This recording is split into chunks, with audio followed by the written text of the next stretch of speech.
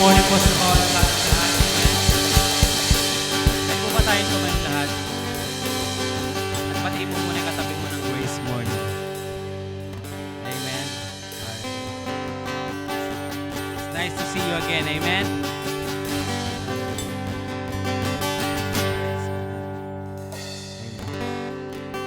Sino po natutuwa sa umagang ito?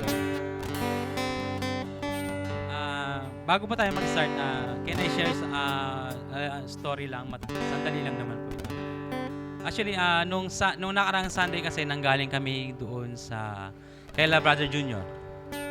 And yun nga, dahil merong ang tinatawag na health issues. So, ayun, nakita natin kung gaano kabuti ang Diyos sa buhay ni Brother Junior. Amen. Na kahit na gaano pa yung naranasan nila, God's still good. Amen po. And ang sabi ko nga, dumating sa akin yung word ng, is anyone who called by His name, anyone who called the name of Jesus will be saved. Amen. So, yung save po doon, hindi lang po yun yung tinatawag na save as a maliligtas. But saving you from saan? Sa troubles, saving you from sickness and diseases, saving you for all the things na kung ano man yung hindi magandang nangyayari sa buhay mo. It is not just only doon sa tinatawag na salvation alone. Kumbaga parang maliligtas ka. No. Anyone who called by His name will be saved. Kung meron man tayong dinaramdam, just call His name. Kung meron tayong hindi magandang naramdaman sa katawan natin, just call His name. Kasi there is healing in His name. Amen? There is, sabi nga, merong tinatawag na kaliwanagan or tinatawag na kalayaan sa pangalan ng ating Panginoong Yesus. Magiging malaya tayo sa lahat ng sakit, karamdaman. Amen? Kaya nga sabi po sa awit, ito po ay sa ngalan mo. Amen? So, pwede pa pakikuan muna yung verse ng kanta. Actually, this is our song. And hindi, praise God po, amen. Pwede po pampalakpan natin ng ating Panginoon. Sa ngalan mo. And ito yung tinatawag na sariling atin. Amen. So, dati, ang mga kanta natin, puro tayo mga naghahanap ng kanta. But then, praise God, meron tayong mga kanta na sariling atin. Na tayo mismo, alam natin yung kinakanta natin, saka tayo mismo, malinaw sa atin kung ano yung dahilan bakit natin siya inaawit. Ang sabi yan, ikaw ang yung aking kalakasan. Amen? Ako, medyo nagkaroon ako ng tinatawag na struggle. Friday morning pag uwi ko sa bahay, hindi po maganda yung pakiramdam ko. Sabi ko, paano kaya to? Sunday, akong tutugtog. Kahapon, hindi pa rin gaano maganda. But then, sabi ko nga, maging totoo sa atin yung inaawit natin. Ikaw ang aking kalakasan, kapahingahan ko ikaw lamang. Yung pag-ibig ng Diyos, amen, walang hangganan. Amen, yung biyaya niya, higit kailanman. Amen, yung sinasabi nga, yung kanyang biyaya, katulad yan, marami tayong mga challenges nakaraan. May mga inihintay tayong mga good news na hindi nangyari. May mga inihintay tayong mga bagay na hindi nangyari. But then, God is still good. There's always a better plan. Amen? Next verse, sabi niya, eto, kagaling ay natagpuan. Kanino daw? Na kay Jesus lamang. Amen? Kapayapaang walang hanggan, tanggulang magpakailanman. Saan? Sa pangalan ng ating Panginoong Jesus. Amen? Pwede po ba natin palakpakan ang ating Panginoon? Let's sing this song.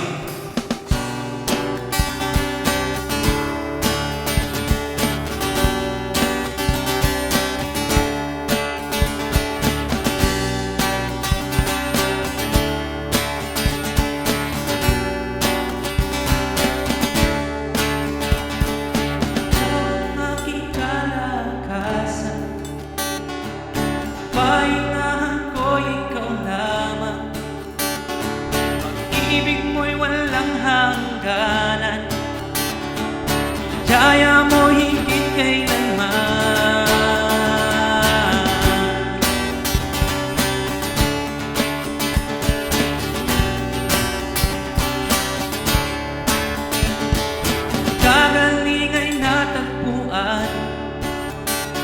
tanging nasa sa'yo lamang,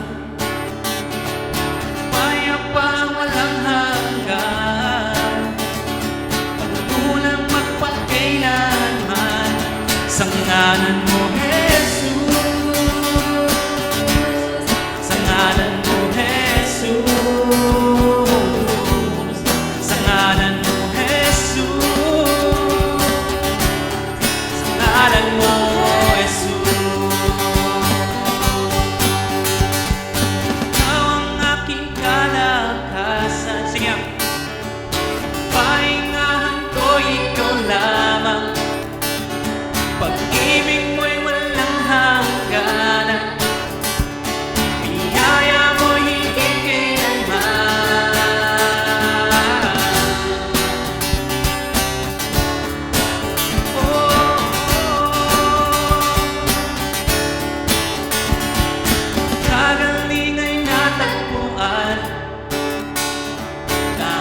sa sa'yo lamang, payapang walang hanggan, tanggulang magpakailanman, sa ngalan mo, Jesus, sa ngalan mo, Jesus, sa ngalan mo, Jesus, sa ngalan mo, Jesus. Sa ngalan mo, Jesus, sa ngalan mo, Jesus, sa ngalan mo, Jesus, sa ngalan mo, Jesus. Bawat labi ay magsasabing, dakilang ka't natatangi.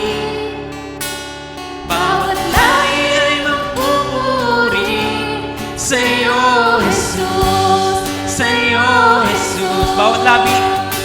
Bawat labi ay magsasabi, dakilang ka't natatangi. Bawat lahi ay magpupuri, sa'yo, Jesus, sa'yo, Jesus. Bawat labi ay magsasabi, at natatangi.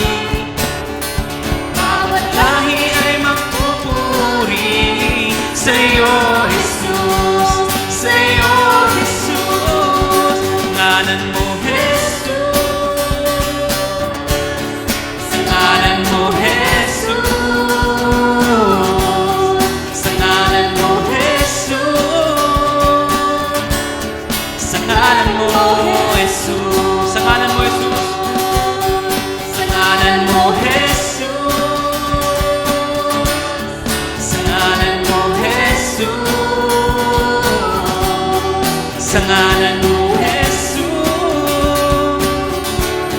sa ngalan mo, Jesus. Bawat lahi ay magsasabi, dakilang ka't natatangi. Bawat lahi ay magpupuri, sa'yo, Jesus, sa'yo, Jesus. Bawat lahi ay magsasabi, dakilang ka't natatangi. Bawat lahi ay magpupuri, sa'yo, Jesus, sa'yo, Jesus. Sa ngalan mo, Jesus, sa ngalan mo, Jesus, sa ngalan mo, Jesus, sa ngalan mo, Jesus, sa ngalan mo, Jesus, sa ngalan mo, Jesus. Sa ngalan mo, Jesus, sa ngalan mo, Jesus. Isang pa sa pangalan mo. Sa ngalan mo, Jesus, sa ngalan mo, Jesus. Sa ngalan mo, Jesus. Sa ngalan mo,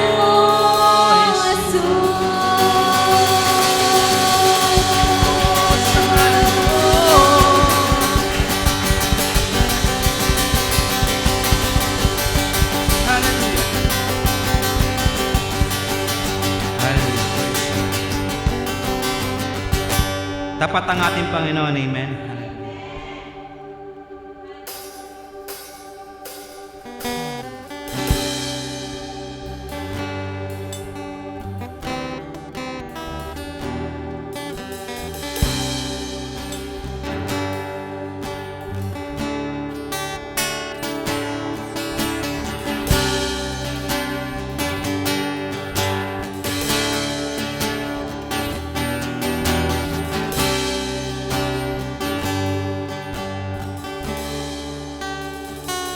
Ikaw ay tapat, tapat, tapat kailan pa man.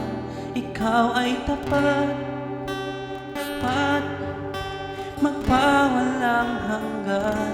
Ikaw ay tapat, tapat, tapat kailan pa man. Ikaw ay tapat, tapat, magpawalang hanggan.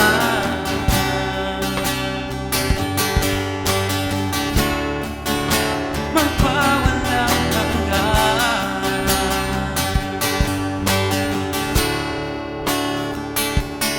Hindi nagbabago, hindi nagkukulang ang iyong pangako. Aking nararanasan, bago man ang panahon, ikaw pa rin ang Panginoon. Ikaw pa rin ang Panginoon. Ikaw ay tapat, tapat, tapat kailan pa man. Ikaw ay tapat,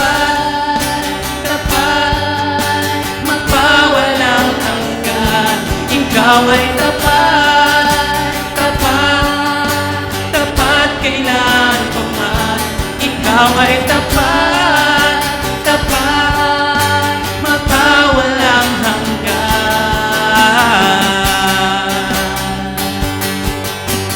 Oh, magpawalang hanggan.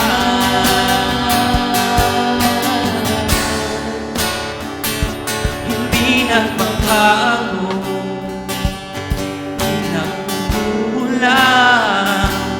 ang iyong pangako. Aking nararanasan, magbago man ang panahon, ikaw pa rin ang Panginoon. Sigaw! Ikaw pa rin ang Panginoon. Ikaw ay tapat, ikaw ay tapat, tapat, magpawalang hanggan. Ikaw ay tapat, tapat, tapat kailan pa man. Ikaw ay tapat, tapat, magpawalang hanggan. Ikaw ay tapat, tapat, tapat kailan pa man. Ikaw ay tapat, tapat, magpawalang hanggan. Ikaw ay tapat, tapat, tapat kailan pa man. Ikaw ay tapat, tapat, magpawalang hanggan.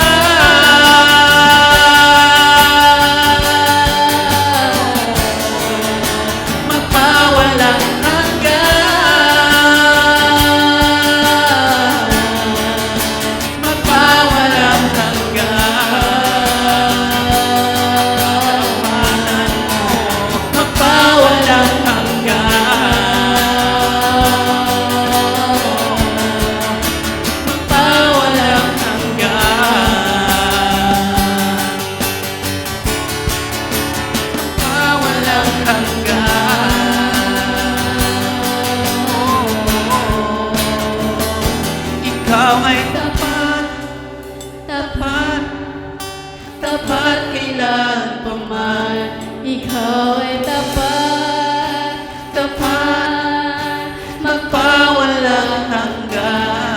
ikaw ay tapat, tapat, tapat kailan pa man. Ikaw ay tapat, tapat, magpawalang hanggan. Sige, ikaw ay Tapat, tapat, tapat kailan pa man. Ikaw ay tapat, tapat, magpawalang hanggan.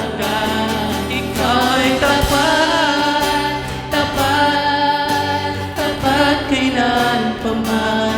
Ikaw ay tapat, tapat, magpawalang hanggan. Oh, sing it out. Ikaw ay tapat, tapat, tapat kailan pa man. Ikaw ay tapat, tapat, magpawalang hanggan. Ikaw ay tapat, tapat, tapat kailan pa man. Ikaw ay tapat, tapat, magpawalang hanggan. Ikaw ay tapat, tapat, tapat kailan pa man. Ikaw ay tapat, tapat, tapat kailan pa man. Hallelujah. Thank you po. Hallelujah. Salamat po. Magpawalang Tunay nga po, hanggan. ang katapatan mo po ay magpawalang hanggan. Yes. Hallelujah. Wala kang katulad, O Diyos. Dumarating yung mga sandali, hindi kami laging tapat. Pero ikaw na aming Diyos ay laging tapat, magpakailanman. Amen. Hallelujah. Thank you, Lord. Hallelujah. Hallelujah. Yes. So, mapalakas tayong palagi mga kapatid doon sa katotohanang ang Diyos natin ay tapat magpakailanman. No? Hindi nababago yung katapatan niya ng kahit anumang sitwasyon. Yes. Lagi siyang tapat sa buhay natin. Sabi mo nga sa iyong katabi, lagi siyang tapat sa iyo. Yes. Lagi siyang tapat sa buhay ng bawat isa sa atin. So, palakpakan natin ng malakas ang ating Panginoon. Hallelujah! Oh, glory to you. Hallelujah. Thank you, Lord. Napakasaya ng araw na ito. Amen. Amen. Yes. Ano? At nakasama natin muli yung ating mga kapatid. Amen. Yes, Lord. Yes. Sabi nga, may pagpapala doon sa pagsasama-sama. Amen. Yes. Thank you, Lord. Sabihin mong muli sa iyong katabi, isang mabiyayang umaga. Sabihin mong muli, ang ganda-ganda mo talaga. Yes. Diba? Yes. Praise the Lord. Yeah.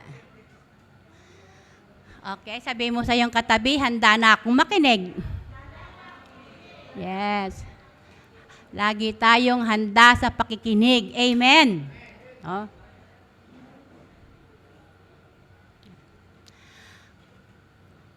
Meron bang sandali sa ating buhay, mga kapatid, na sa ating pananampalataya at paglilingkod, na pagkatapos nating makaranas ng mga tinatawag na victories, yung mga tinatawag na breakthroughs, no?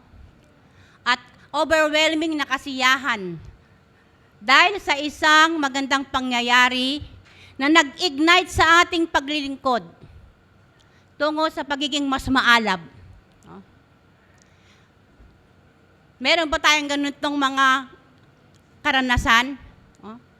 Halimbawa, no? Merong magandang bagay na nangyari sa atin at tayo ay tuwang-tuwa, blessed na blessed tayo. No? At dahil doon sa pangyayaring yun, talagang andun sa puso natin, Lord, thank you. No? Mas lalo akong maglilingkod sa iyo.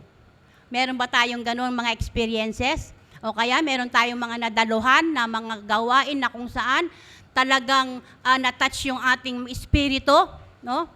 At tayo ay naging maapoy. Amen. No? Andoon yung heart natin na talagang gustong mag-apoy sa paglilingkod sa Diyos.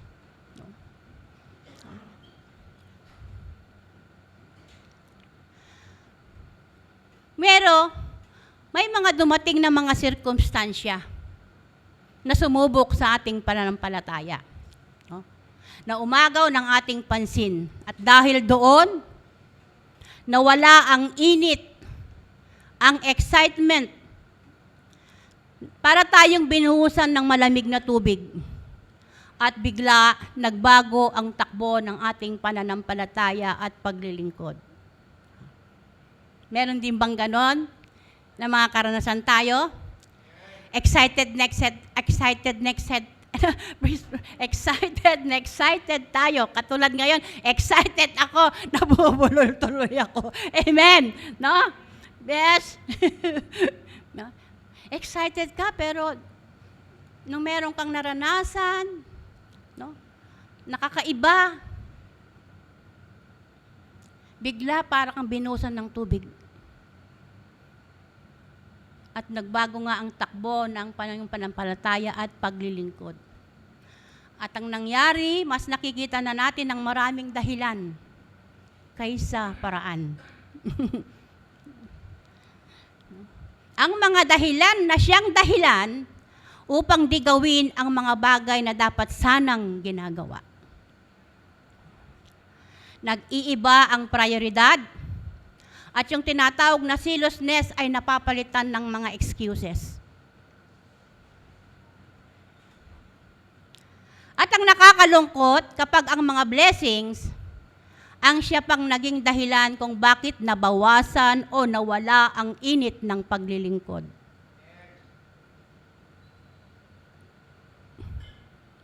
Katulad ng isang tao, ito ay matagal na rin nagiging halimbawa. Pero uulitin ko ulit. Katulad ng isang tao na dumalangin at humingi ng trabaho. Alam na, familiar. So familiar. No? May kasama pang pangako na kung ito ay ipagkakaloob sa kanya ay lalo siyang maglilingkod. At nangyari nga. Lord, bigyan mo lang ako ng trabaho. Talagang mas lalo akong maglilingkod sa iyo. At nangyari nga, nagkatrabaho. Siyempre, pag nagkatrabaho na, masaya. Excited. Sa mga unang araw, unang linggo, unang buwan, andun pa rin yung excitement niya sa paglilingkod. Talagang tinupad niya yung pangako. No? Nakita yung maalab na paglilingkod sa kanya. Ngunit, sa pagdahan ng panahon. Nang naabot niya na ang minimithi niyang tagumpay, ay doon naman nagsimula na maging malamya sa paglilingkod. Naagaw ng tagumpay ang kanyang puso sa Diyos. Na dapat sana ay kanyang tinupad ang kanyang pangako na mas lalo pa siyang maglingkod bilang pagpapahayag ng kanyang pasasalamat. Amen? Hindi ba dapat ganon? Yes. Tinugon ka ng Diyos sa iyong kahilingan, tinugon ka ng Diyos sa iyong mga panalangin. Hindi ka niya binigo, and yet, sa iyong pangako, binigo mo ang Diyos. Amen? No? Narinig ko ito sa mga ngaral. No, habang ako'y nakikinig ng kanyang mensahe kay Stephen Prado. Narinig ko ito. Itong quoting na ito. Sabi niya, you cannot be faithful if you are not grateful. No? If you are not grateful, you can't be faithful. Hindi ka magiging tapat kung hindi ka mapagpasalamat. Yes? Tama? Kung mapagpasalamat ka, kinikilala mo na ang lahat ng mabubuting bagay na nasa iyo ay mula sa Diyos, dadalhin ka nito sa magiging tapat. Amen. Oh. Being faithful and being grateful is our commitment to God. Ito ang ating pangako sa Diyos. Ito ang ating pangako sa Diyos. Ang maging mapagpasalamat at tapat. Ang mabuting balita ay ito. Ang Diyos ay nananatiling tapat kahit hindi tayo tapat. Gaya ng ating inawit, amen. Ang Diyos ay tapat magpakailanman. Yes. Sabi nga, yung resume ng ating Diyos, flawless. Di ba? Yung video clips. Amen? No? Walang dahilan upang ikaw ay mangimbulo, ikaw ay mag-agam-agam. No? So, ang pamagat ng ating mensahe sa umagang ito, mga kapatid, ay nilagyan ko ng pamagat na The Story of Two Men's Faith. No? Ang kasaysayan ng dalawang lalaki sa kanilang pananampalataya. The Story of Two Men's Faith. Pamilyar ba tayo sa pangalang Elijah o kaya Elias? Sino rito pamilyar kay Elias? Hindi si Elias na TV, ha? Si Elias ng Bible. Sino rito pamilyar kayo kay Elijah? Yes. Okay. Isa siyang propeta ng Diyos para sa bansang Israel. At isa siyang masugid na propeta ng Diyos. At ginamit siya ng Diyos sa iba't ibang kaparaanan.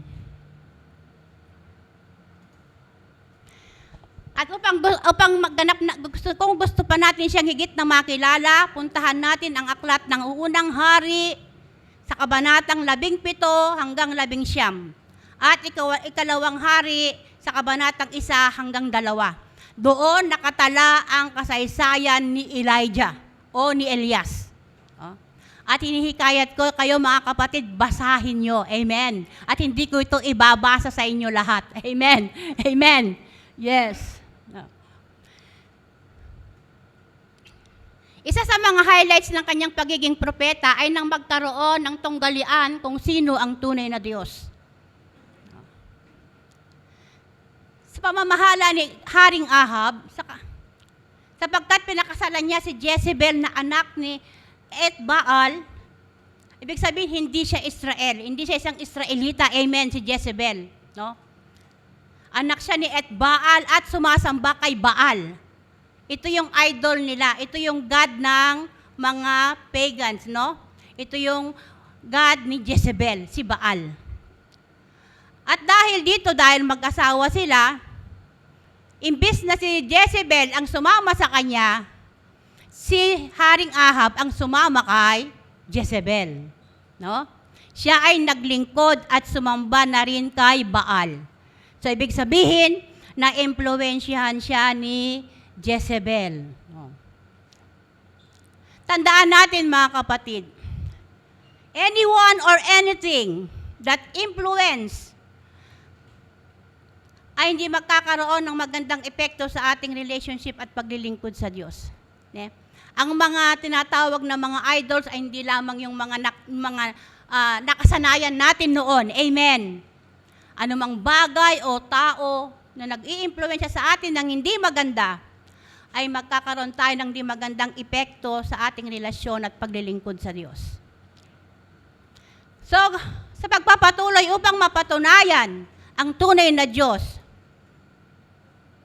kung si Baal o ang Diyos ni Elijah, hinamon ni Elijah ang 450, 450 mga propeta ni Haring Ahab at 400 propeta ni Asyeta sa bundok ng Carmel.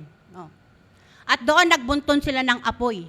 No? Nagbunton sila ng apoy at sila ay kumatay ng isang toro. Ang binanggit doon sa Bible ay toro. No?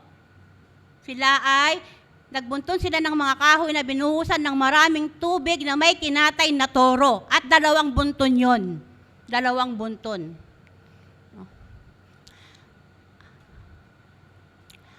ganito ang nangyari. Nagritual ang 450, para mas madali, na propeta ni Baal, no? Sila ay nagritual, nagsayaw-sayaw, nagbanggit ng kung ano-anong mga salita, tinatawag nila ang pangalan ni Baal. Ngunit walang Baal na sumagot. Sapagkat ang katunayan na kung sino ang tunay na Diyos ay kung sino yung makapagpapadala ng apoy doon sa kanilang mga handog. Amen. No? At si Propeta Elijah naman ang sabi niya, dagdagan niyo pa, buhusan niyo pa ng mas maraming tubig yung bunto na nakalaan para sa Diyos ni Elijah.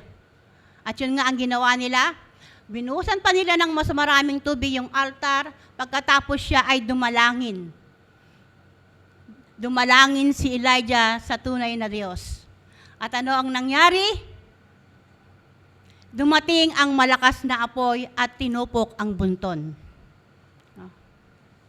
At nagpapatunay na walang ibang Diyos na tunay at makapangyarihan kundi ang Diyos ni Elijah. At dahil dito, tumakas ang 450 na propeta, ngunit sila ay hindi nakaligtas sa kanilang kamatayan. So kung titignan natin ang mga pangyayaring ito, mga kapatid, isang malaking tagumpay para kay Elijah. Amen? Di ba? Great victory. Amen? No? Pinagtagumpay siya ng Diyos. Ipinakita ng Diyos ang kanyang kapangyarihan na walang ibang Diyos na makapangyarihan kundi ang Diyos ni Elijah. Ang Diyos ni Elias. Isang malaking tagumpay para kay Elias ang pangyayaring iyon. At bukod pa sa tinugon ng kanyang panalangin na umulan, sapagkat sa loob ng 3 taon at 6 na buwan ay walang ulan sa buong bansa na naging dahilan ng tagtuyot na siya rin ang dumalangin. Oh. Noong panahon ng tagtuyot, ang nagdala naman ng pagkain kay Elias ay isang uwak. Amen. No? Isang uwak ang nagdala ng pagkain kay Elias sa panahon ng taggutom. So, hindi naranasan ni Elias ang magutom. Amen. No? Sapagkat wala ngang ulan. Amen. Walang ulan. Ito makikita natin sa unang hari, 17:1. Si Elias ay isang propetang taga-Tisbe. Sinabi niya kay Ahab, saksi ko si Yahweh, ang buhay na Diyos ng Israel, na aking pinaglilingkuran, hindi uulan, ni magkakahamugman sa mga darating hanggat hindi ko sinasabi. Amen. So makikita natin, yung kapangyarihan ay pinagkaloob ng Diyos kay Elias, na anuman yung kanyang sabihin, ay nagkakatotoo, natutupad. Amen. No? So makikita natin yung kalalagayan ni Elias. Hindi siya basta-basta propeta. Amen. Hindi siya basta-basta propeta. At makikita rin natin doon sa James 5:17 and 18. Sabi rito, si Elias ay taong tulad natin. Nang mataintim siyang nanalangin na huwag umulan, hindi nga umulan. Amen. Hindi umulan sa loob ng 3 taon at 6 na buwan. At nang siya'y manalangin muli para umulan, bumaksak nga ang ulan at namunga ang mga halaman. So, ganoon kapangyarihan ang mga salita ni Elias. Amen. Kinasihan ng Diyos ang kanyang mga salita. Amen. Kinasihan ng Diyos ang kanyang mga salita. Ang malungkot na balita, mga kapatid, ay ito. Pagkatapos ng overwhelming victory, na lalo sanang magpatibay ng kanyang pananampalataya at magdala sa kanya upang lalo pang maging masigasig sa paglilingkod bilang propeta ng Diyos, si Elias, pagkarinig niya sa balitang ipapapatay siya ng asawa ni King Ahab na si Jezebel, siya ay natakot. Siya ay nagtago. Amen. Pero kung titignan nga natin, katatapos lang ng kanyang malaking tagumpay. Amen? Napatunayan niya, Diyos na buhay, Diyos na makapangyarihan, ang Diyos na kanyang pinaglilingkuran. Amen. Ngunit narito, dahil lamang sa isang salita ng babae na asawa ni King Ahab na si Jezebel, siya ay natakot at nagtago. Oh. Siya ay natakot at nagtago. Unang hari, 19, sinabi ni Haring Ahab kay Jezebel ang ginawa ni Elias at kung paano pinatay ni Elias ang mga propeta ni Baal. At dahil dito nagalit si Jezebel at nagpadala siya ng isang sugo upang sabihin kay Elias, patayin sana ako ng Diyos kung hindi ko gagawin sa iyo sa ganiting oras ang ginawa mo sa mga propeta. Amen. Ito yung salitang dumating kay Elias, amen, galing doon sa sugo ni Jezebel. No? Ibig sabihin, papatayin kita. Amen. No? Sa maikling salita, papatayin si Elias.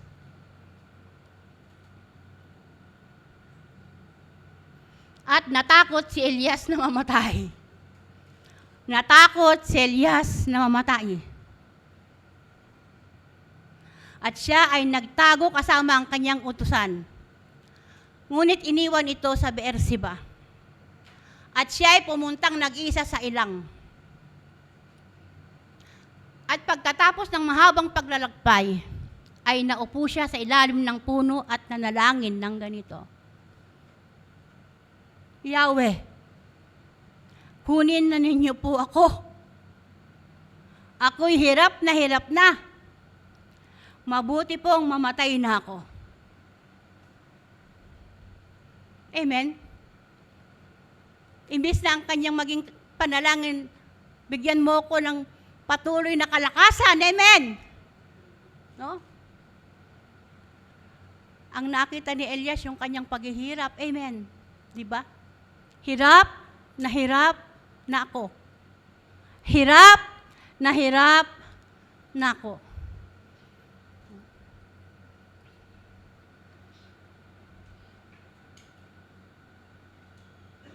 Minsan talaga, may pagkakataon sa ating buhay, pananampalataya at paglilingkod. Maraming threat. Amen. No? Na sumusubok sa ating pananampalataya kung hanggang kailan tayo aabot sa ating paglilingkod sa Diyos. Hanggang saan ang maaari nating ibigay o maaari nating isakripisyo. Kung matutupad mo natin ang ating pangako sa Diyos na maglilingkod ng tapat, sinusubukan tayo sa mga bagay na ito. Amen. Dumarating ang mga ganitong pagsubok. Ang ganitong pananakot sa ating pananampalataya.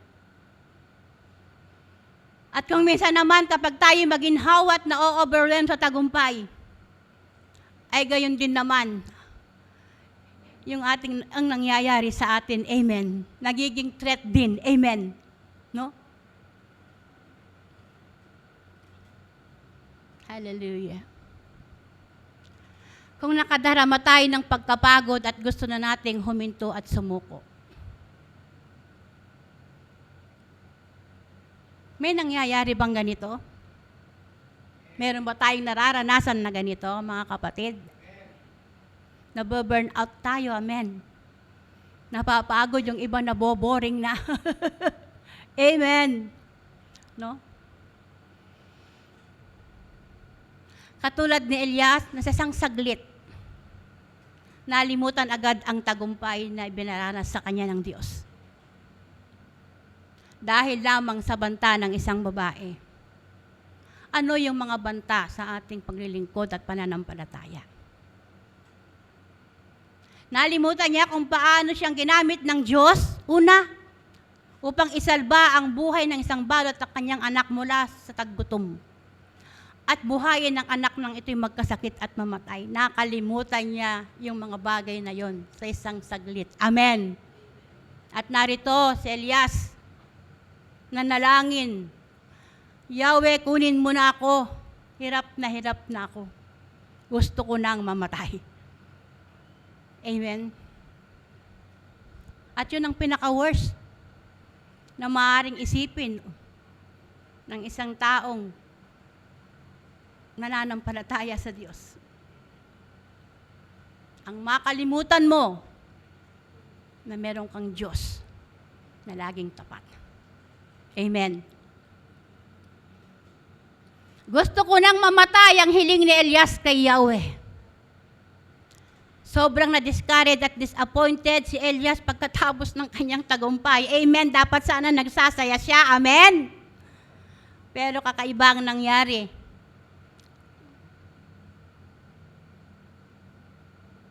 Sa ilang, pagkatapos niyang maglakad-lakad, napagod siya. Siya ay nahiga at nakatulog.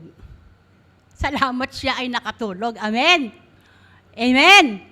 Yes. Narinig ni Yahweh ang kanyang hinaing. Amen. No? Sa kanyang pagkahiga at pagkatulog, kumilos si Yahweh. Amen. Sapagkat narinig ni Yahweh ang kanyang daing. Kung minsan, mga kapatid, kapag tayo dumarating sa mga ganitong sitwasyon, marami tayong iniisip, marami tayong problema, dumadaan tayo sa mga pagsubok. Ang pinakamagandang gawin natin, mahiga tayo at matulog. Amen. Yes. Manalangin, mahiga at matulog. Pero wag tayong manalangin ng katulad ng panalangin ni Elias. Amen. Yes. Narinig ni Yahweh ang kanyang hinaing at tinugon ni Yahweh ang kanyang panalangin. Ngunit sa paraan, hindi sa paraang gusto niya. Amen. Hindi sa paraang gusto ni Elias. Nagpadala ng anghel si Yahweh at ginising siya. Ginising si Elias, kinalabit. Elias, Elias. Diba? At ano? Kinalabit niya si Elias. Ang sabi, Elias, kumain ka. Amen. Kumain ka. At nang lumingon si Elias, nakita niya sa may ulunan niya ang isang tinapay na niluto sa ibabaw ng mainit na bato. Ibig sabihin, doon mismo niluto. Amen. At siya at tubig sa isang lalagyan. Nagpadala ang Diyos ng anghel upang ipagluto si Elias. Amen. Upang ipagluto siya ng tinapay at bigyan siya ng tubig. Amen. Imposible ba sa Diyos? Meron bang imposible sa Diyos? Amen. Una, inutusan niya ang uwak, dalhan siya ng pagkain sa panahon ng taggutom. At ito naman, anghel. Amen. Tingnan mo nga, baka may katabi kang anghel ngayon. Yes. Yang katabi mo, anghel yan. Amen. Anghel yan. Minsan, uutusan siya ng Diyos, dalhan mo nga ng tinapay at tubig yung kapatid mo. Diba? Diba? Sabi mo sa iyong katabi, anghel kita. Anghel kita. Yes.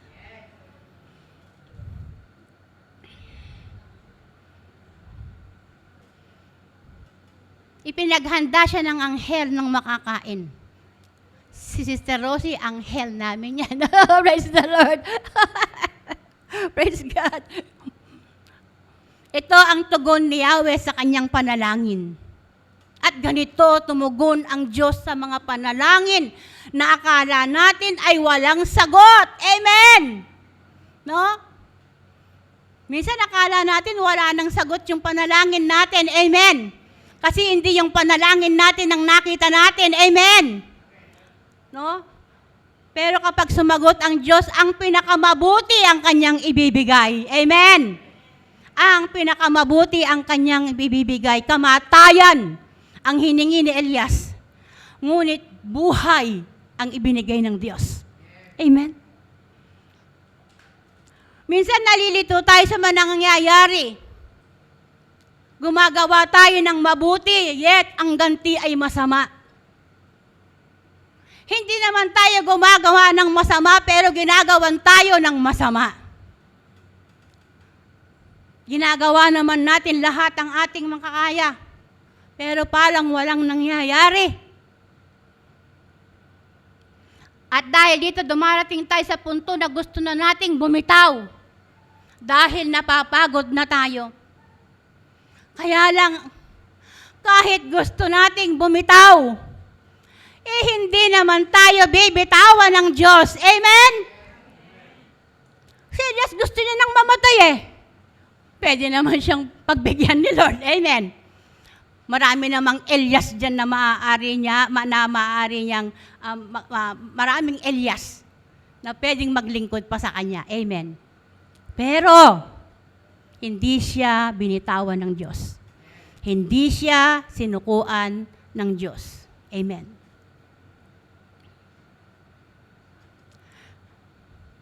Magsusugo ang Diyos nang magdadala ng tinapay at tubig upang ikaw at ako ay lumakas na muli. Amen? Upang ikaw at ako ay lumakas na muli.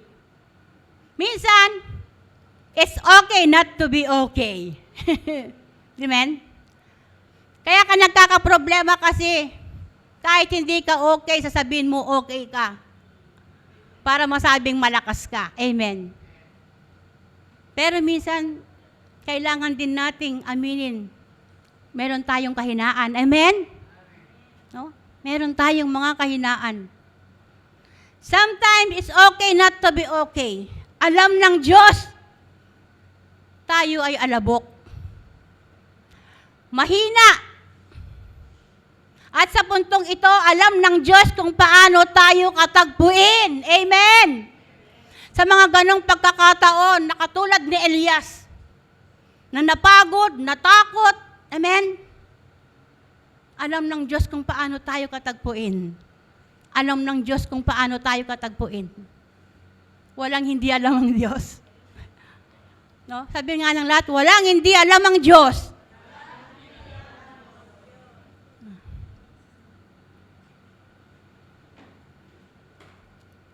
Bigyan natin ng espasyo ang ating mga sarili. Kung napagod, magpahinga. Kung napagod, magpahinga, wag lang hihinto o susuko. Amen? Wag lang hihinto o susuko. Sa niyang kumain at uminom, natulog uli siya. Nakatulog uli si Elias. At muli, dinalaw na naman siya ng anghel. Amen? At ang sabi ay ito, Elias, gumising ka. Bumangon ka. No? Kumain ka. Amen. No? Gumising ka, bumangon ka, kumain ka. Sapagkat napakahaba pa ang iyong lalakarin. Kumain ka at uminom, at kumain nga at uminom uli si Elias. At ang pagkain iyon ay nagbigay ng lakas sa kanya. Upang maglakbay ng 40 araw at gabi, 40 gabi hanggang sa bundok ng Sinai, ang bundok ng Diyos. Sa pagdating niya doon, ito na naman ang ginawa ni Elias. Pumasok siya sa loob ng isang yungib at doon nagpalipas ng gabi. At walang ano-ano yung nagsalita sa kanya si Yahweh. Anong ginagawa mo rito, Elias? Sa pagkakataong ito, ang kumausap sa kanya ay mismong si Yahweh. Amen. Ang sabi niya, Elias, anong ginagawa mo sa loob ng kuwebang ito? Amen. At tingnan natin ang sinagot ni Elias. Ang sumagot si Elias, alam mong ikaw ang Diyos na aking pinaglilingkuran sa tanang buhay ko. Amen. Ngunit, ang iyong bayan ay sumira sa kanilang kasunduan sa inyo. Winasak ang inyong mga altar at pinatay ang inyong mga propeta. Ako na lamang ang natira at ngayon pinaghahanap pa upang patayin. Ngunit ang sagot ng Panginoon ay ganito, lumabas ka at tumayo sa harapan ko. Lumabas ka at tumayo sa harapan ko. Nag-i-excuse pa si Elias. Amen. Nag-i-excuse pa siya. Amen. No?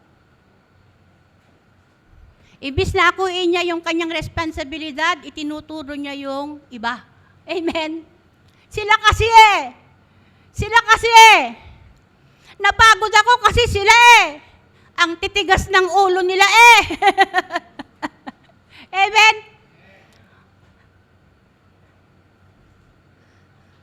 Ang sabi ni Yahweh, lumabas ka.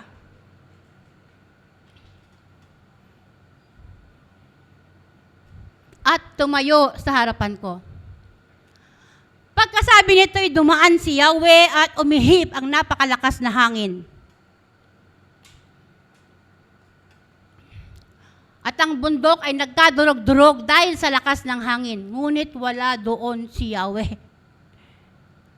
Nang tumigil ang hangin ay lumindol naman, ngunit wala sa lindol si Yahweh. At pagkatapos ng lindol ay kumidlat, ngunit wala din doon si Yahweh.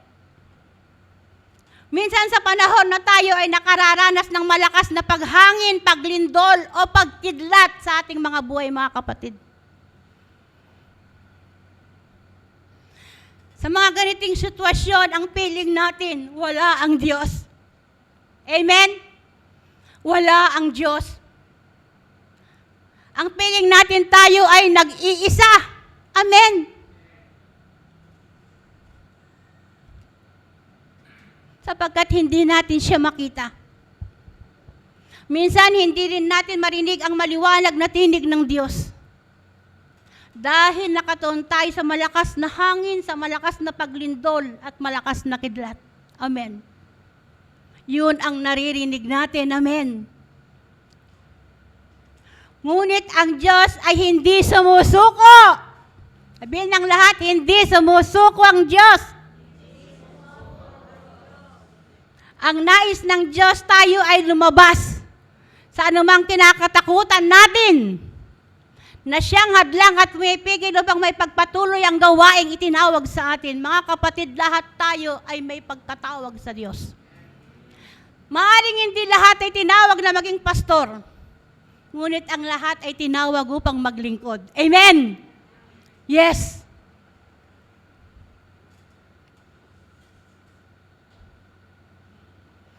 At pagkalipas ng kidlat, lumipas ang kidlat. Amen.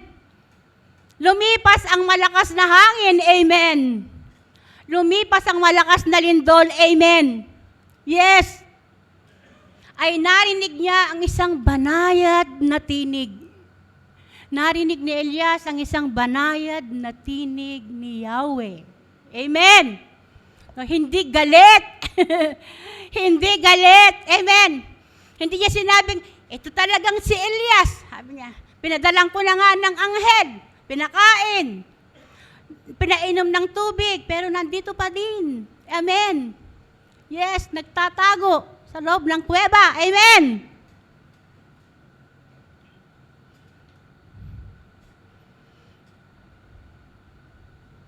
Pagkalipas ng kidlat, narinig niya ang isang banayad na tinig. At doon lumabas si Elias. Tinakpan ng balabal ang kanyang mukha at naghintay sa bunganga ng kuweba. At narinig niyang muli ang isang tinig na nagsasabi, Elias, anong ginagawa mo rito? Amen. Pangalawang beses siyang tinanong ng Diyos at pangalawang beses ding sumagot si Elias. At ganito ang kanyang isinagot muli. Muli ay sumagot si Elias katulad ng unang sagot niya sa unang tanong ni Yahweh. Yahweh ang Diyos na makapangyarihan sa lahat, ikaw lamang po ang pinaglilingkuran ko sa buong buhay ko. Subalit sinira ng inyong bayan ang kanilang kasunduan sa iyo.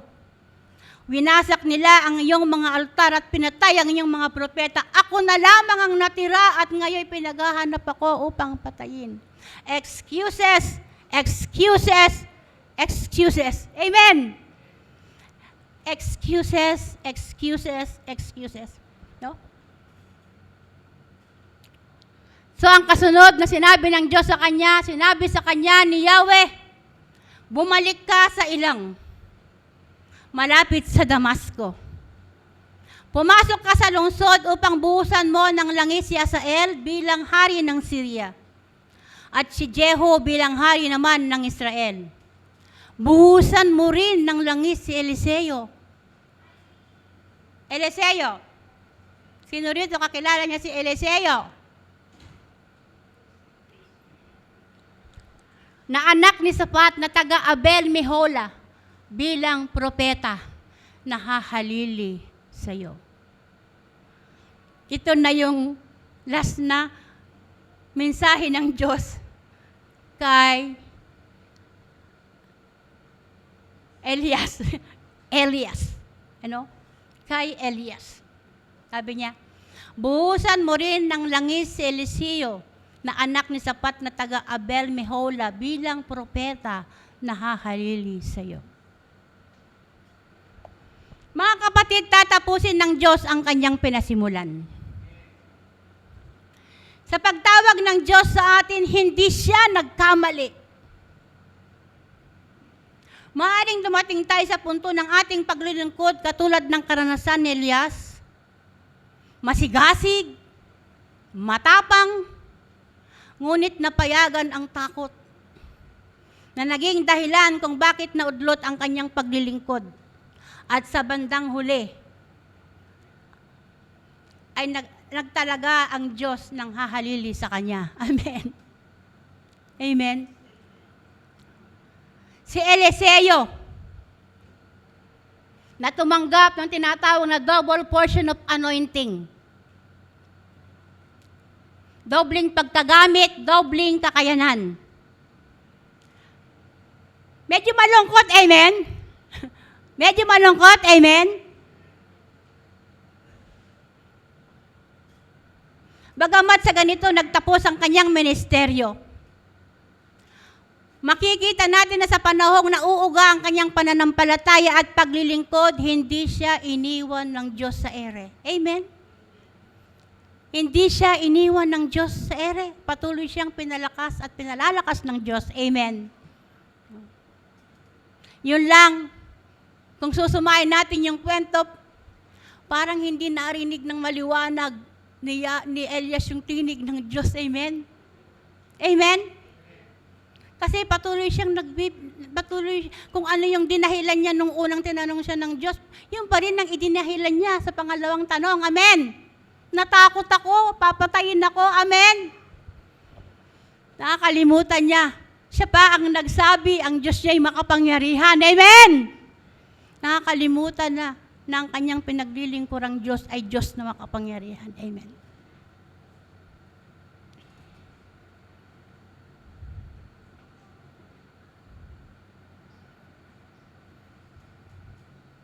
Hindi siya iniwan sa ere ng Diyos. Binigyan ng lakas si Elias upang matapos nito ang gawaing itinawag sa kanya. Marahil hanggang doon na lang talaga yung kanyang mission. Amen? No? God Himself encouraged Elias. Ang Diyos mismo ang nagpalakas ng loob ni Elias. Sa banayad na tinig, amen, sa banayad na tinig, ay narinig ni Elias ang pagtawag sa kanya. Hindi siya galit, kahit makulit si Elias. Amen. Sabihin mo sa iyong katabi, hindi siya galit sa iyo. Yes, mga kapatid, kahit minsan ang kulit-kulit natin, ang tigas-tigas ng ulo natin, ang Diyos hindi siya galit sa atin. Amen. Ang Diyos hindi siya galit sa atin.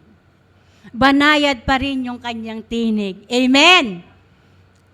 Tayo, kung galit tayo, wala nang banabanayad. Amen. Yes. Yes. Sabi niya, move on, anak. Move on. Nagtitiwala ako sa iyo, magpatuloy ka, magpahinga ka, huwag ka lang hihinto, huwag ka lang susuko, kasama mo ako. Amen. Sasamahan kita, hindi kita iiwan at pababayaan, magtatagumpay ka. Amen. Totoong tayo ay pinagpalang lubos ng Diyos. At hindi ito nababago. Ngunit hindi ibig sabihin exempted tayo sa mga problema at pagsubok ng buhay. Lalo na sa ating pananampalataya at paglilingkod. But as long na tayo ay nakikinig at susunod sa tinig ng Diyos, kahit hindi natin siya nakikita, magtatagumpay tayo. Amen. Ikinomit ng Diyos ang kanyang buhay para sa atin. Ipinangako ng Diyos ang kanyang buhay sa atin. Ipangako din natin ang ating buhay sa Kanya. Amen. No? Ito yung nakita kong magandang translation ng salitang commitment. Pangako. Pledge. Amen. No? God committed His life to us. Ipinangako ng Diyos ang kanyang buhay sa atin. I-commit din natin ang ating buhay sa Kanya. Yan ang kasaysayan ng unang lalaki. How about the second man? Di ba? Ang pamagat ng ng mensahe ngayon ay the two men faith, the story of the two men's faith, no? Sabi rito, I have fight the good fight of faith. I have finished the race. Kanino niyo ito nabasa? Kaninong sulat ni Pablo pinatungkol sa mga salitang ito? I had fight the good fight of faith and I have finished the race. Ito ang pahayag ni Pablo sa mga sa huling sandali ng kanyang buhay. The other man, the second man. Nakilala natin si Pablo sa mamamagitan ng kanyang mga sulat. Isang tao na sa kanyang pagiging Saulo, na masigasig na taga-usig ng mga tagasunod ni Kristo, ay naging si Pablo, na naging masigasig ding tagasunod ni Kristo. Hindi lang siya masigasig, tapat na apostol ni Jesucristo hanggang kamatayan. Amen. Hanggang kamatayan. Opposite sila ni Elias. Amen. Amen. Naranasan niya ang usigin, naranasan niya ang masaktan, pisikal, kutsain, makulong, magutom. Ngunit hindi sumuko. O nagpakita man lang ng kahit katiting na reklamo o pagsisisi. Basahin natin ang mga sulat ni Pablo. Wala tayong makikitang ganun. Na nagrereklamo siya sa buhay niya, na tinawag siya ng Diyos. Bakit tawag mo pa ako? Pagkatapos ay ganito rin lang ang mararanasan ko. Amen? Walang ganun tayong mababasa mga kapatid. O kahit na konting pagsisisi. Bagkos mula sa kanyang bibig ay kanyang sinalita, magalak kayo sa Panginoon, magalak kayong lagi. For me to live is Christ and to die is gain. Ito yung kanyang mga salitang sinulat sa kabila ng kanyang mga hindi magagandang karanasan. Amen. No? For me to live is Christ and to die is gain. Ang buhay nating ikinabubuhay ngayon ay ang buhay ni Kristo na umibig at nagmahal sa akin. Amen? Yes. Ito ang confession ni Pablo. Ang buhay na kinabubuhay ko ngayon ay ang buhay ni Kristo nang umibig at nagmahal sa akin.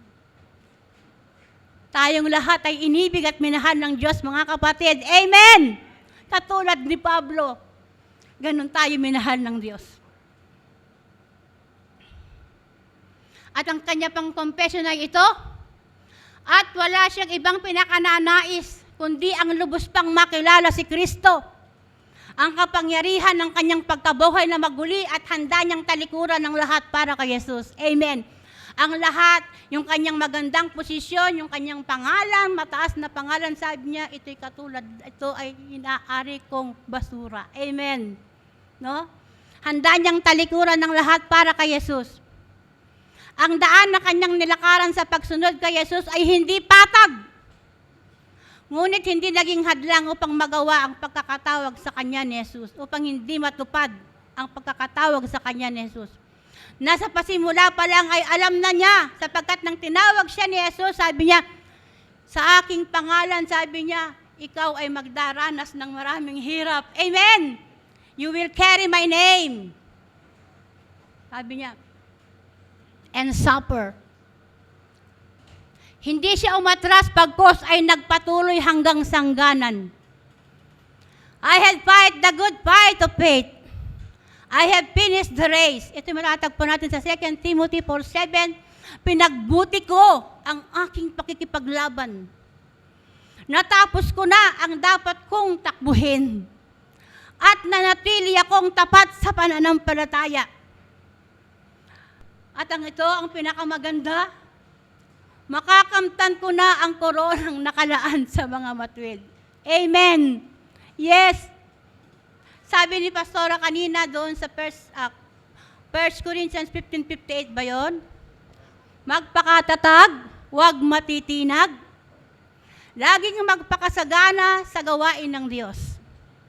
Yamang alam natin na sa ating Diyos, ang ating mga gawa ay mayroong kabuluhan. Amen! Yes, mga kapatid, ang lahat ng ating paglilingkod na ginagawa para sa Diyos ay hindi nawawalan ng kabuluhan. Amen! Hindi nawawalan ng kabuluhan. Ang kasaysayan ni Pablo ay kasaysayan ng tinatawag na pangako at pagtatalaga ng kanyang buhay sa paglilingkod kay Jesus. Dalawang lalaki, isang propeta at isang apostol. Ang kwento ng kanilang buhay ay halimbawang maaaring kapulutan ng magandang halimbawa. Maaaring magkaiba sila ng paraan ng paglilingkod. Ang isa gustong sumuko, pero ang isa'y nagpatuloy. Amen. Ngunit, kapwa naranasan ang kabutihan at kagandahang loob ng Diyos. Amen. Kahit ganun si Elias, mabuti pa rin ang Diyos sa kanya. Amen. Yes. Maaring hindi nila naranasan ang kaginhawaan ng buhay pisikal. Ngunit ang masaganang buhay na ganap, kasiyasiya at nag-uumapaw ang nagliwanag sa kanilang buhay. Ang buhay na inandog sa Diyos at kay Hesus Kristo. Mga kapatid, ito ang tunay na buhay. Buhay na masagana, buhay na ganap, kasiyasiya at nag-uumapaw ay ang buhay ni Kristo na nasa atin. Amen. Huwag nating kwentahin ito sa mga physical at material na bagay na meron tayo. Higit pa dito, amen. Yes. Ito ang nagdiwanag sa kanilang buhay. Ang tanong, sa kaninong buhay natin gustong makita ang ating paglilingkod? Amen. Sa kaninong istorya ng buhay natin gustong makita ang ating paglilingkod?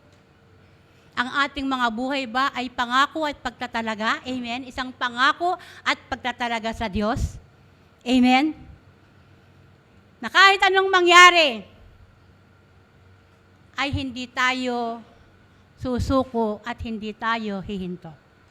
Mayroong awit, I have decided to follow Jesus. No turning back. No turning back. Mga kapatid, ang Diyos natin ay tapat. Ang Diyos natin ay mabuti.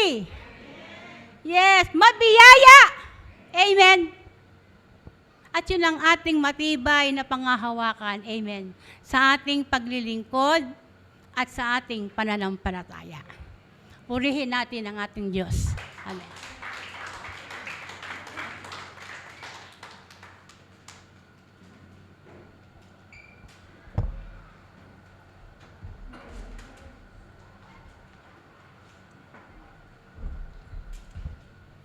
Amen. God is good. And all the time, God is good. So kung titingnan po natin yung mensahe, dun sa dalawang tao, nakaramdam sila ng takot. Maaaring nakaramdam din sila ng, naisip nila sa kanilang mga sarili, hindi nila kaya. Pero pinagtiyagaan pa rin sila ni Lord. So tingnan po natin yung grace ni Lord sa bawat buhay ng bawat isa sa atin is napakalawak. Kaya lagi po natin tatandaan na God is good all the time. Amen. So para po sa ating announcement sa darating po na Sunday, magkakaroon po tayo dito ng, naniniwala po ba kayo lahat po na naririto, meron pong pagkakagamit ang lahat? Bata, matanda, may ngipin o wala, lahat po yan meron pong pagkakagamit. Hayaan po ninyong basahin ko po yung sinasabi po dito sa Romans 12:6-8.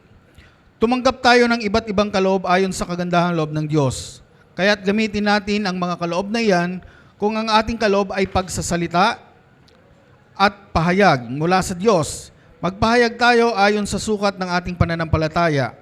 Kung paglilingkod ang ating kaloob, maglingkod tayo. Magturo ang tumanggap ng loob sa pagtuturo. Magpalakas ng loob ang may kaloob sa pagpapalakas ng loob. Kung magbibigay ang inyong kaloob, magbigay kayo ng buong puso. Kung pamumuno naman, mamumuno kayo ng buong sikap. Pagkakawang gawa, ang iyong kaloob, gawin ninyong lahat ng buong galak. So lahat po ng mga tao na nilikha po ng ating Panginoon, lahat po yan meron pong purpose o merong layunin sa mundo. Tayo lahat naririto sa church, so lahat po tayo meron pong pagkakagamit yan. Huwag kang makontento kung ma-attend ka lang sa church na nakaupo ka lang.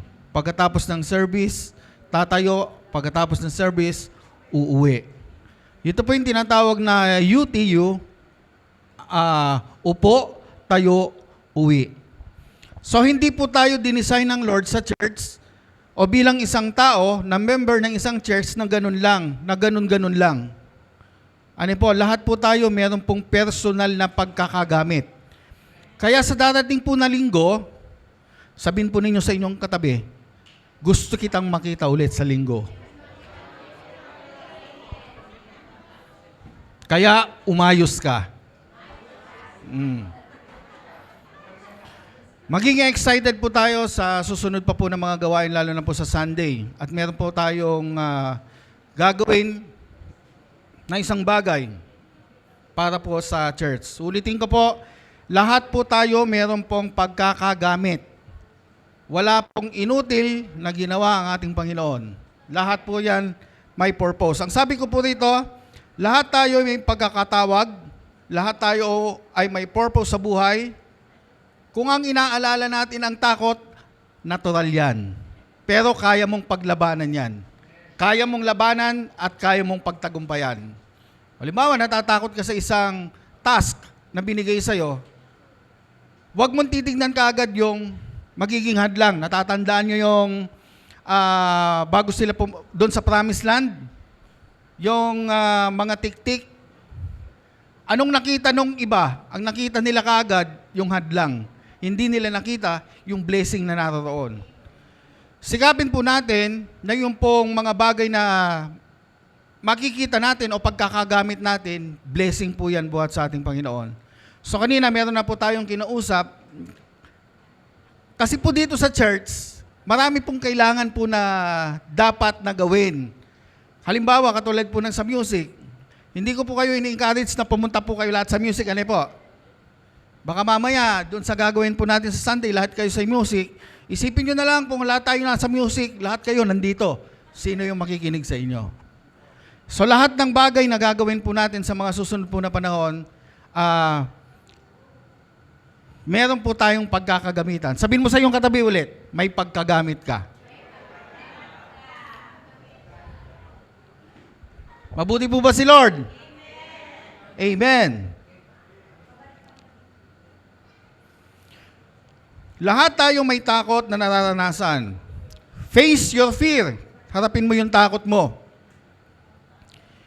Nagtitiwala sa iyo si Lord, so kailangan mo rin magtiwala sa sarili mo. Tingnan po natin yung mga naging example kanina, may mga excuses, pero pinagtiyagaan pa rin talaga sila ni Lord. Pinagtiyagaan pa rin sila. Yung buhay na lamang po namin ni Pastora, kompleto na kami doon sa tagalinis, kompleto na kami doon sa tagatugtog, hindi namin pinangarap na maging ganito, pero face your fear, ka nga ni Lord, hinarap namin, so hanggang ngayon kasama po ninyo kami. Muli, tignan po ninyo yung mga Example po, tignan po ninyo yung mga nasa music. Tignan din po ninyo, Pastora, tayo po kayo. Tignan din po ninyo kami ni Pastora. Hindi po habang panahon kami yung nakatayo rito. Ano yun po? Yung iba, tinutubuan pa ng buhok, ako wala na. So, ibig ko sabihin, walang permanente sa mundo. Natatandaan ko nga po yung binanggit ni Pastor Jun sa amin, hindi mawawala ang church unless na si Lord yung kumilos. So, ang HJCC, marami na pong pinagdaanan po yan. Pero hanggang ngayon, nandito pa rin po tayo. Kaya, talagang masasabi nating mabuti si Lord. Hindi ko alam kung hanggang kailan kami ni Pastora at hindi ko rin alam kung hanggang kailan sila Brother JR at ang music team. So tignan po ninyo sila, medyo nagkakaedad na rin po sila. So hindi habang panahon, sila po yung tatayo dyan. So kailangan po ng tulong ng bawat isa na member ng church para makita po ninyo kung ano po yung purpose po ninyo. Amen. So, be excited sa August 17, 2025. Merong merong malaking mangyayari. So, habang malayo pa, ipag-pray na po natin dahil alam po natin na ito po ay para sa ikabubuti ng Hope in Jesus. Amen? So, palakpan po natin si Lord. At ganoon din po, in-acknowledge na po natin yung pong pagbabalik ng ating kapatid na Sister Julie. At ganoon, in-acknowledge din po natin yung first time nating nakasama ngayong umaga, si Brother Mark J. Brother Mark, tayo ka. Yan. So, welcome po natin siya. Biniro ko nga siya kanina kasi tinatanong ni Dina kung ano yung pangalan. Ang sabi ko, kaya tinatanong yung pangalan kasi kakanta ka. So, asahan natin yan. Next Sunday, kakanta si Mark J. So, mabuti po si Lord. Amen. So, sa lahat ng panahon, ang Diyos ay mabuti.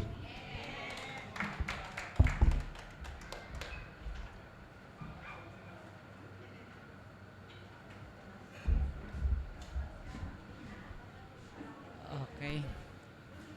Tayo po'y darakong muli sa pagbibigay ang mayamang gawain ng Panginoon. Amen.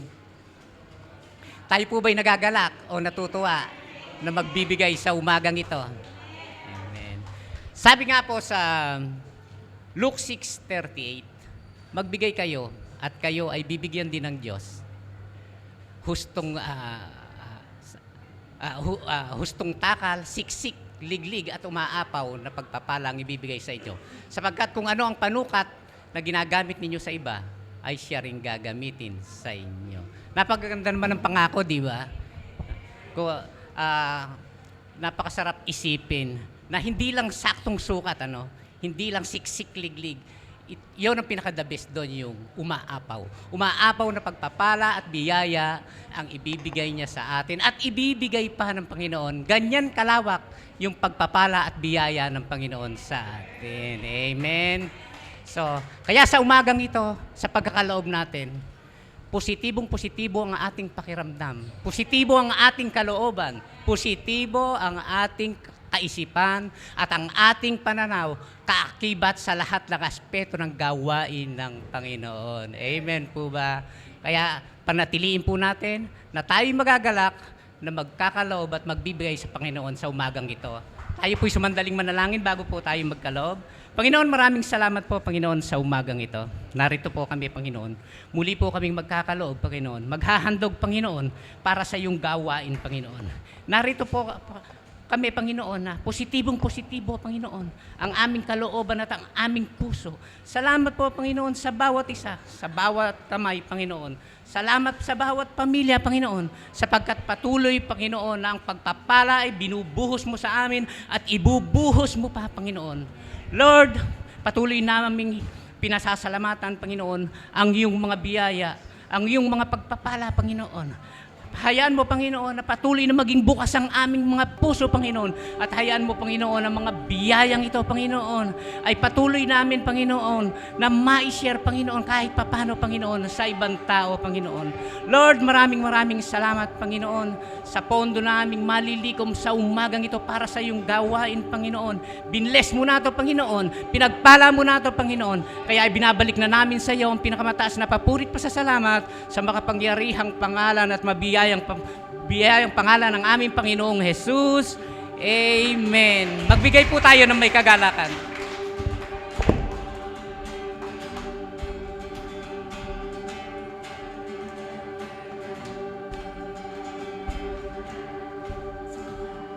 Ikaw ang aking kalakasan, pahingahan ko ikaw lamang. Pag-ibig mo'y walang Hangganan, niyaya mo higit kailanman.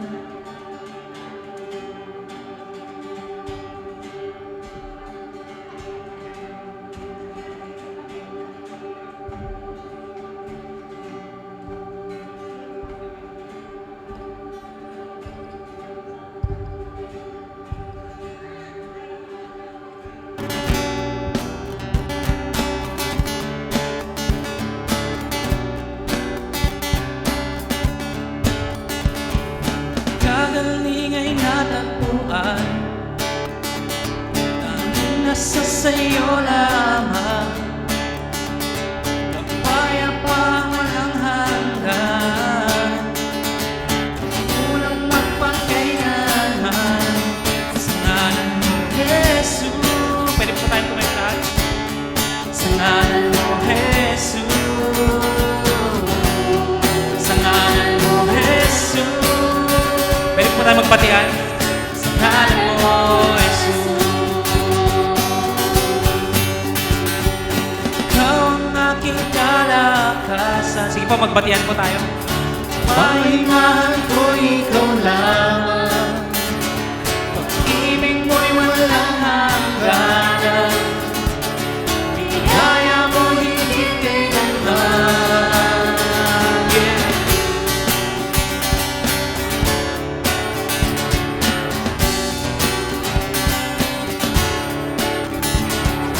Kagaling ay natagpuan, tanging nasa sa'yo lamang. Kapayapang walang hanggan, walang magpakailanman.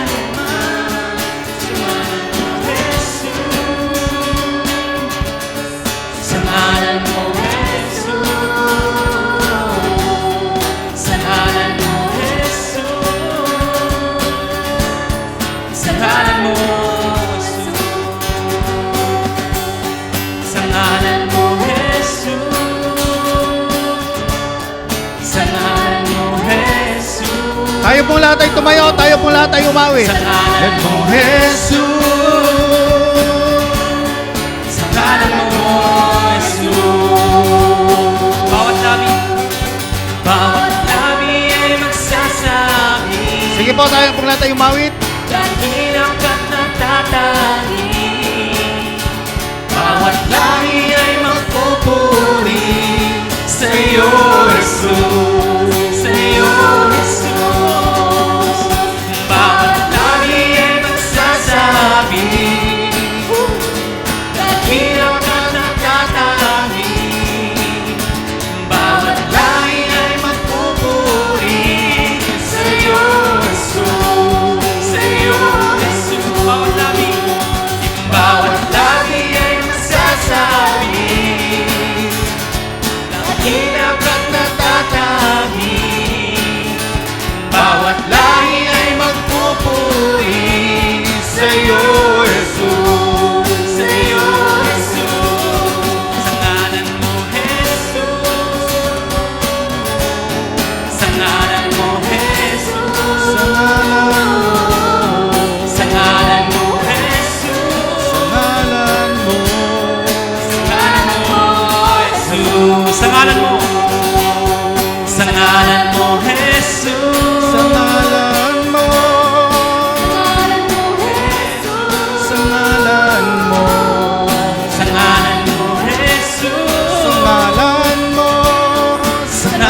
Jesus. Sa ngalan mo.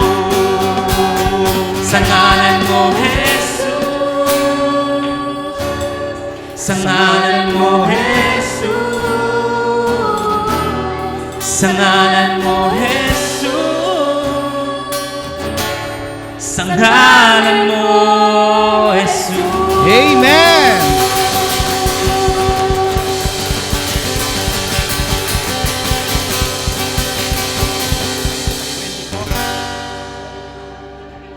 Lahat po ng-